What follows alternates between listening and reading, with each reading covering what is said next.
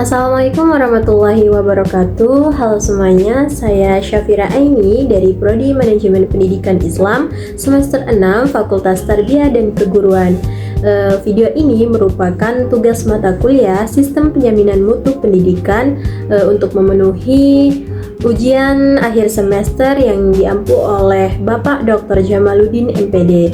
Nah, pada kali ini saya akan membahas mengenai akreditasi pada lembaga pendidikan, khususnya di sekolah dan madrasah.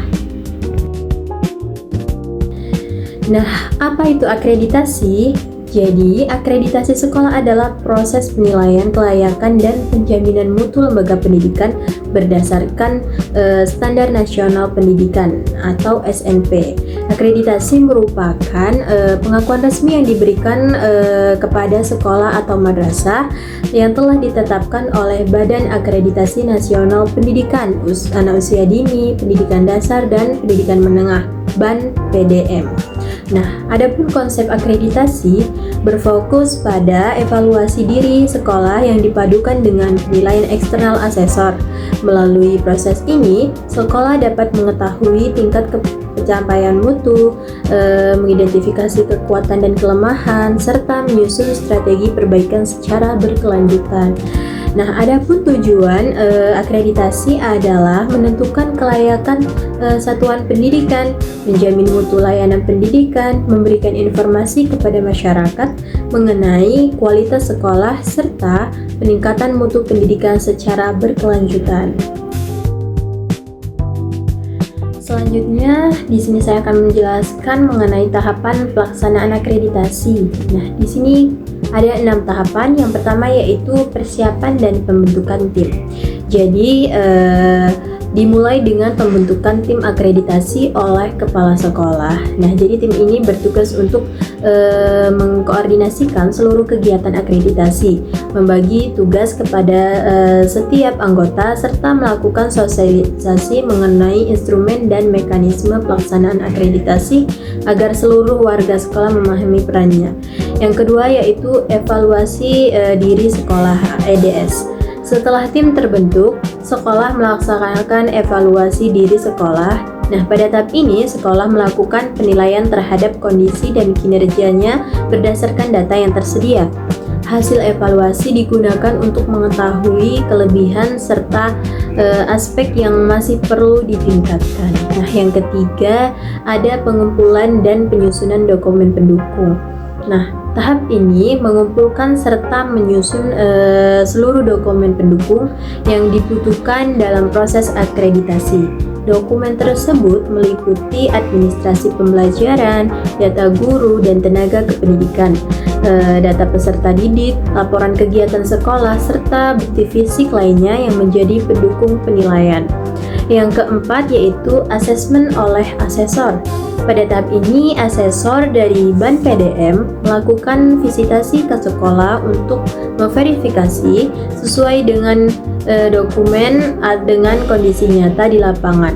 Asesor melakukan observasi pembelajaran, wawancara dengan kepala sekolah, guru, peserta didik, komite sekolah, serta memeriksa berbagai dokumen pendukung yang telah disiapkan.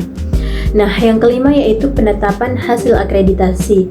Setelah proses asesmen selesai, hasil penilaian diverifikasi oleh BAN PDM untuk menentukan status akreditasi sekolah. Predikat yang diberikan mencerminkan tingkat mutu sekolah berdasarkan hasil penilaian yang telah dilakukan.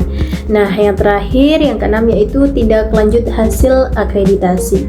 Hasil akreditasi tidak berhenti pada pembagian predikat, tetapi menjadi dasar bagi sekolah untuk menyusun program perbaikan.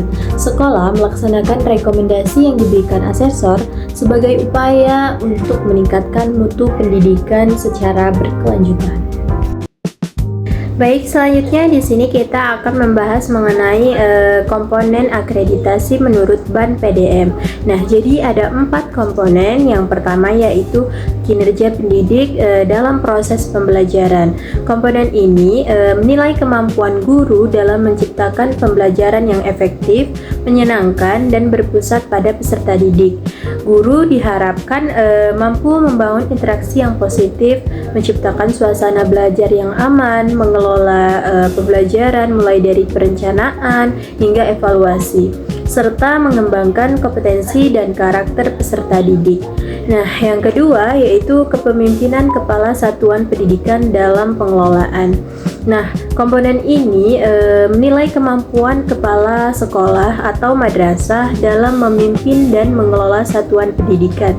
Kepala satuan pendidikan diharapkan mampu meningkatkan kualitas pembelajaran melalui supervisi, mendorong kolaborasi, guru mengelola anggaran, sarana dan prasarana, dan kurikulum secara efektif, serta melakukan perbaikan mutu secara berkelanjutan. Nah, yang ketiga yaitu iklim lingkungan belajar. Nah, komponen ini menilai kualitas lingkungan belajar yang mendukung perkembangan peserta didik. Lingkungan belajar harus bersifat inklusif, menghargai keberagaman, aman dari perundungan dan kekerasan, menjaga keselamatan seluruh warga sekolah, serta mendukung kesehatan fisik dan mental. Nah, yang terakhir yaitu hasil belajar, di mana komponen ini menilai pencapaian hasil belajar peserta didik berdasarkan data evaluasi sistem pendidikan atau ESP seperti asesmen nasional, survei karakter, dan survei lingkungan belajar. Penilaian bertujuan untuk melihat mutu layanan pendidikan dan menjadi dasar bagi sekolah atau madrasah dalam melakukan peningkatan kualitas secara berkelanjutan. Baik, selanjutnya di sini saya akan memberikan contoh penerapan akreditasi di lembaga pendidikan yaitu di Madrasah Aliyah Laboratorium UIN Sultan Toha Saifuddin Jambi. Nah, penerapan akreditasi di MA Labor ini bertujuan untuk menjamin dan meningkatkan mutu pendidikan sesuai dengan standar nasional mutu pendidikan. Standar nasional pendidikan. Dalam pelaksanaannya, madrasah melakukan pemenuhan berbagai aspek penilaian seperti penyusunan kurikulum dan administrasi pembelajaran, peningkatan kompetensi guru melalui pelatihan, penyediaan sarana dan prasarana yang memadai, serta pengelolaan madrasah yang tertib dan efektif. Nah, melalui penerapan standar tersebut, proses pembelajaran dapat berlangsung lebih terarah dan berkualitas. Evaluasi terhadap program dan hasil pembelajaran peserta didik sebagai upaya perbaikan berkelanjutan.